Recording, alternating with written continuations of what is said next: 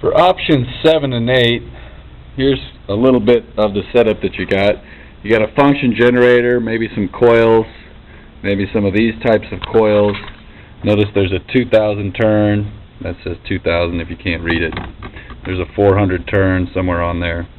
Okay, so there's a couple different turns.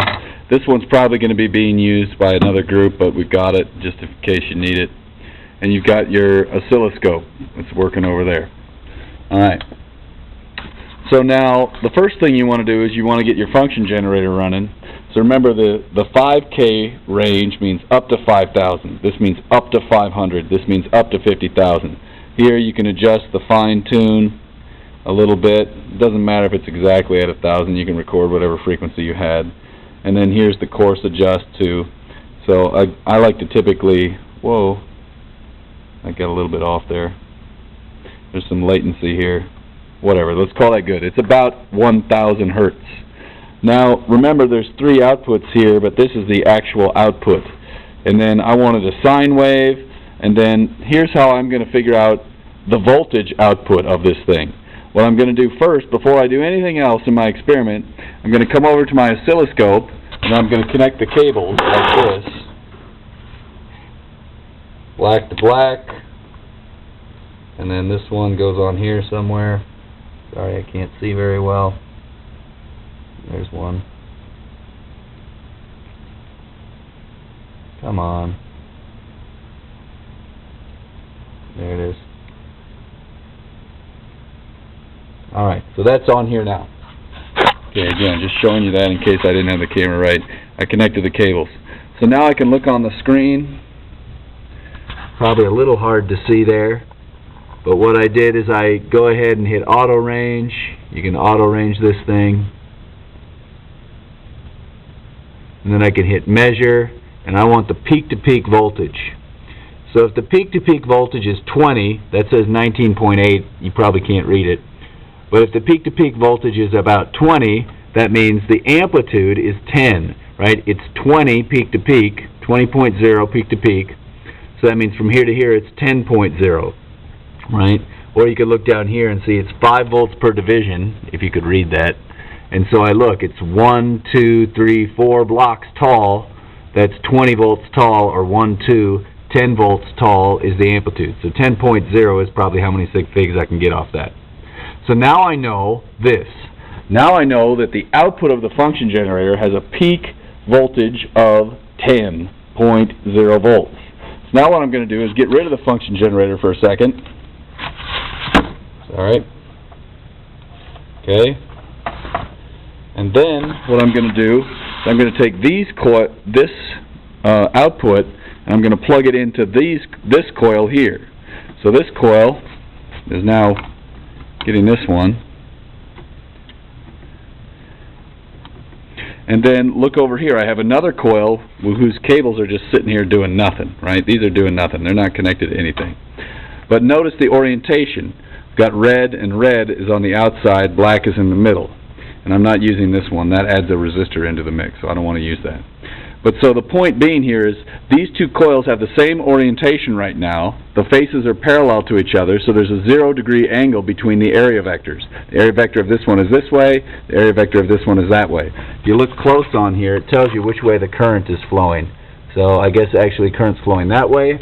So the area vector, if I can do this, is grab that coil. How about you do it like this?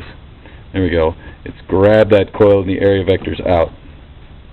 Alright, so what's happening here is this is an oscillating B field. Because it's connected to a function generator, it's actually doing this.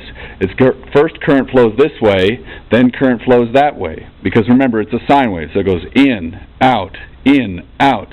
And notice that's going to create a B field that goes into and out of this coil over here. Alright?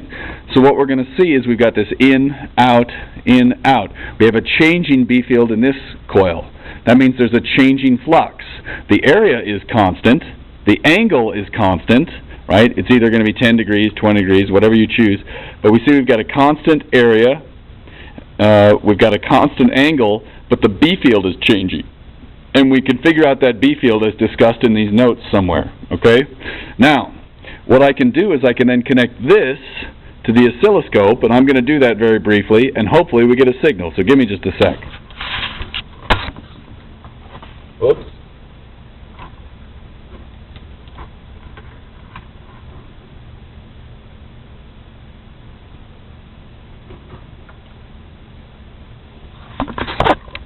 Okay, so now you can see it's on there, like that, okay, and remember, be careful with the probe tips, don't force it. If you need to, we can pry these open with a little knife or something and just make it easier to stick. Okay, so now notice, this one right here is connected to the function generator. This one right here is connected to the oscilloscope. This one had 10 volts peak. This one was going 10 volts peak. Let's see how many volts are across this one.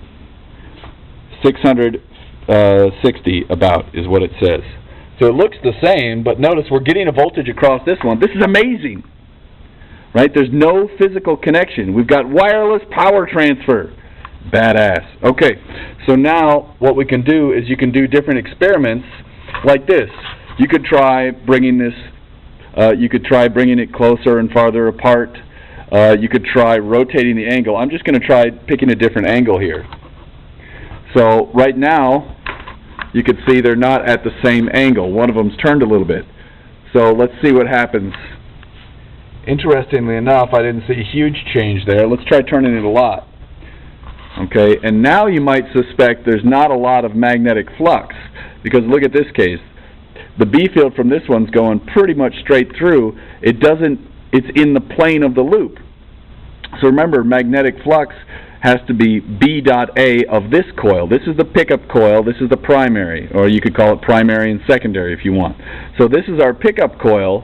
Notice that the induced EMF in the pickup coil depends on the area of the pickup coil and the B field that is parallel to this area vector. Well, the area vector here is this way, the B field is that way, they're right angles, there should be almost no voltage, and look at that. There's almost no voltage there. Okay, this looks like pure noise. So that's the idea. You could sweep this thing and you should be able to make a prediction about what it looks like. Now some notes on this thing. You could do some other stuff too.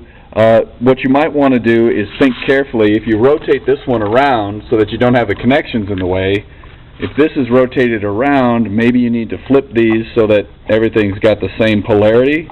But since we're just dealing with the peak voltages, it's probably not a big deal. I haven't thought about it. But now you can do something where you bring this coil and do a plot versus distance. Maybe that's interesting. Or you could do something else where we use, here's an iron core.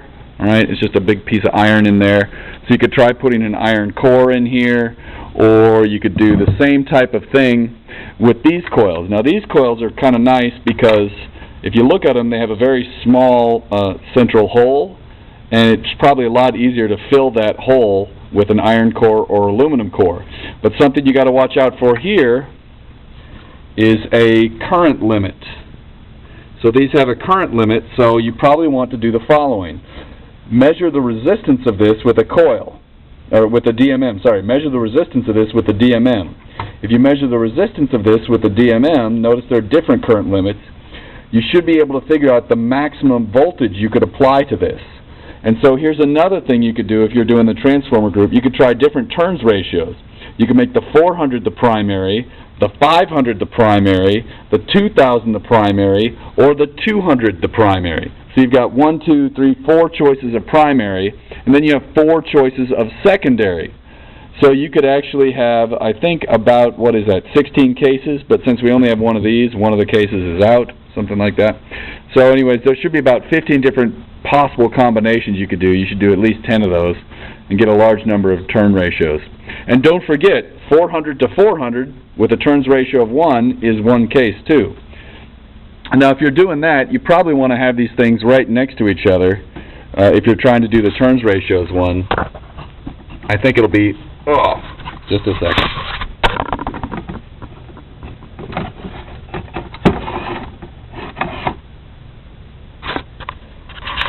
So, sorry about that. What I did is I just adjusted the screw underneath here and slid it all the way over. And so now they're sitting right next to each other. So now, if you're doing that kind of thing, it's probably a lot more interesting. And then you can make sure you try to always use the same spacing between all these things. So if you're doing different cases, make sure you use the same exact spacing between them. Okay, there we go. About like that, right? So the idea is you try to always use the same spacing between all the different cases, and then you should be able to get an interesting plot of induced EMF versus turns ratio. Hopefully that's cool. Alright, good enough. Let's call that good. Oh, yeah, one last thing. Sorry, I forgot. And then the other thing that you could try, if you needed to, is you could always sweep the frequency and see how the induced EMF changes versus frequency. But so if you're going to do this stuff, maybe kind of think about it and try to make all the cases as similar as possible by always using the same spacing. And so you're going to have to figure out some way to figure that out. I don't know. I'm confident in your abilities. You figure it out.